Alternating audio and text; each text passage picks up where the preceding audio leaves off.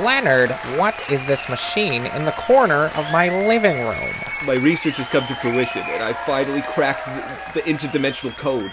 I've invented the multi-dimensional transversal device that I've been working my whole career on. We can finally go through the multiverse and meet all the different versions of ourselves that are out there. The multiverse? Well, there's only one good reason to go into the multiverse, and that's to solve the Star Wars multiverse theory. I'm just bringing you with me. You can ask your Star Wars questions, but don't make me look lame. It all started with a big bang.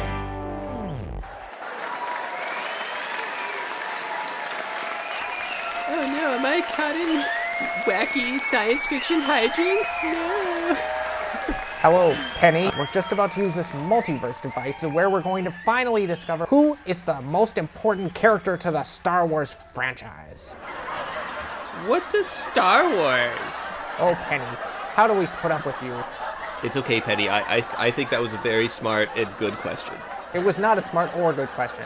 Everyone knows that the multiverse theory of Star Wars is the most important question because if the multiverse exists, which it does because we're physicists, let's all remind you of that, it holds true that in every theory there is a Star Wars film or franchise made. And if that is true, then in every universe there must be at least one character that is consistent. And there has been a lot of debate on some very important forums and in physicist lunchrooms across America where everyone debates who is the most important character, the one who would survive all the movies, and in every multiverse they'd be in it. And I think it's Kwaji, who is, of course, the background character from Revenge of the Clones, who opens the door in Act 3.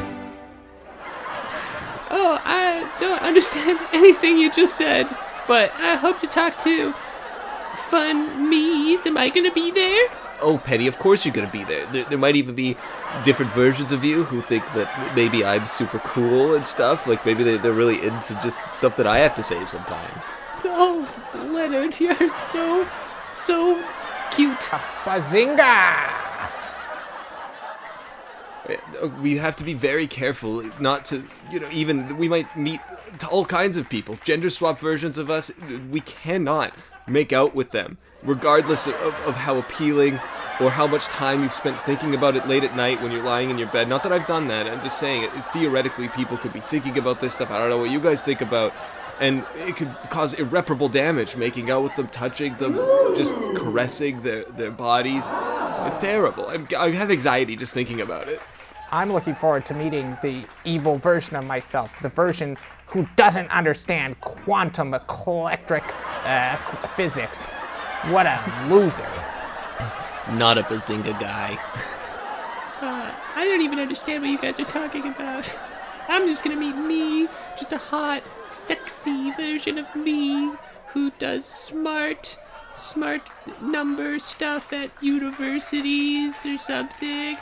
I think we'll have to go through a lot of multiverses before we meet a version where you're a physicist. I think you can be a physicist whatever you want to be, Penny, or anything. You're beautiful. I mean, or just you're our neighbor, so it's fine. Girls terrify me. Greetings, multiverse versions of ourselves. We are here to solve the Star Wars multiverse theory question, which I'm sure you are aware of because you are us, but different. What my esteemed colleague is trying to tell you is we are from a different multiverse altogether, but we're also the you versions of that multiverse. It's amazing we live in the same apartment in both of them. Truly remarkable. Of course we know about the multiverse versions of ourselves. We also invented a multiverse device that we were just about to use before you appeared in the room. Well, actually, I did the majority of inventing it. It's entirely my research. I did almost all of it, of course. But, I mean, yeah, it's kind of us. I did it in the apartment. He pays half the rent, so I guess that's how it is. And I do the dishes. No, you don't do the dishes. This is boring. I'm gonna go find me, like a hot, sexy me somewhere else who's probably like so smart and just really good at stuff. I'm also taking your new machine. Bye. Multiverse brethren, what are you into? Are you into murder or evil things? Of course not. We're both wonderful scientists. Oh wow, we're so similar. We're actually one step ahead of you because we have already gone into the multiverse, so you are behind the game, as we say. It's like they're in the first quarter and we're in the fourth. Baswoosh. Baswoosh? Quarters? He's either speaking about money or he's speaking about fractions. These guys might just be really into math. Oh, okay. You're into math, like the math of particles and physics. That's what we're into as well. More like the math on the trajectory of a basketball. Oh my god. You're sports scientists? Of course we are sports scientists. We have gone through the multiverse and we found that every other version of ourselves are also sports scientists. We were expecting Nazis and detectives and some zookeepers, but we didn't. Everyone is a sports scientist, every version of us across the multiverse. Every single one. And I assume you are as well, but the only difference is the sports that we like. Quick sidebar. Leonard, I fear that we have found the versions of ourselves that are evil. Maybe we could be friends. Do you think Dungeons and Dragons counts as a sport? I've done the math on that. A D20. How do we get out of here? Penny took the device. What do we do?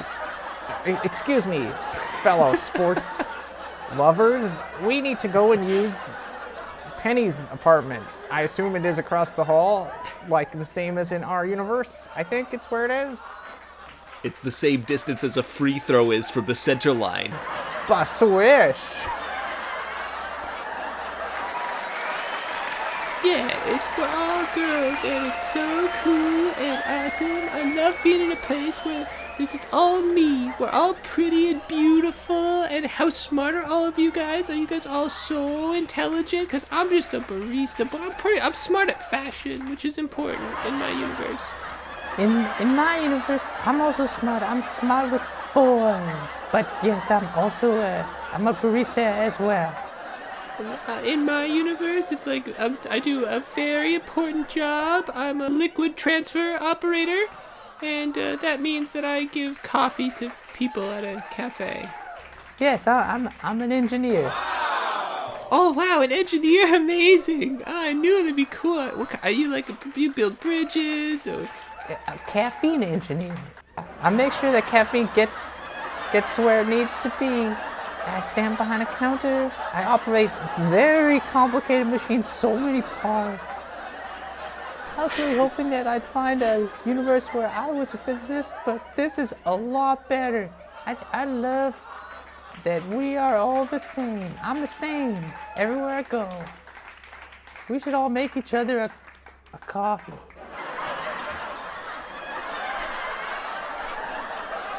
Oh my gosh, Penny, we got to get out of here quickly. I mean, oh, geez, there's 4 of you. This must be the fantasy multiverse. This is too many pennies for me. We're all here making coffees for each other. Do you want a coffee? We want to stay here. We want to stay because we are all best friends. We're sick of talking to nerds. We like it here better.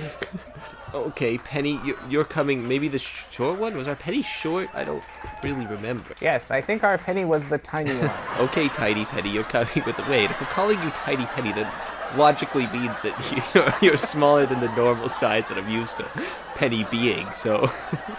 I like the small one. She reminds me of an Ewok. Okay, normal sized. Which one of you is the most normal sized of the pennies? I'm the most normal sized. This one. Okay, you're coming with me. We're gonna use the device and we're gonna go home now. Whoosh, whoosh, whoosh, whoosh, whoosh. Penny, you won't believe how evil and dangerous those other versions of us were. I sure hope we end up in our own universe and not in some wacky universe where there's a tiny version of me. That would be too much. I kind of wish maybe there's a taller version of me. That would be pretty cool. That's pretty hot, probably a hotter version of me. I like sports because the guys are hot there. Well, it looks like we made it back safe and sound, and everything is back to normal in our apartment. Boy, this was a real wacky time, but I'm glad that we all learned valuable lessons on our little multiverse adventure journey. I learned that if the Star Wars multiverse theory is correct, And if no one else knows about it, then actually that means that my theory is the most correct, which means that once again, I am the best. Now we just have to go to a multiverse where this movie makes $1 billion. That'll be this one. Please buy tickets. Bazinga! Everyone's gonna relate to it. Ship it overseas. It's for everyone. It's for your mom. It's for your dad. It's for your grandma, grandpa. They've heard of Star Wars. It's for them. All these jokes actually translate perfectly into Chinese, which is a huge demographic for us. The Chinese think we are hilarious. They think all Americans are harmless nerds. That's exactly it. We're the best kind of nerds because we're lovable family friends, like pets. We're like pets who say jokes, and you know when to laugh because there's a laugh track, which is very helpful for most people. And tune in for the next movie where we solve the real question, which is, what is the Big Bang Theory? Thank you. It's a lecture on the Big Bang Theory by a real physicist, not us. You've all been enrolled in a theoretical physics class at your local university. Congratulations.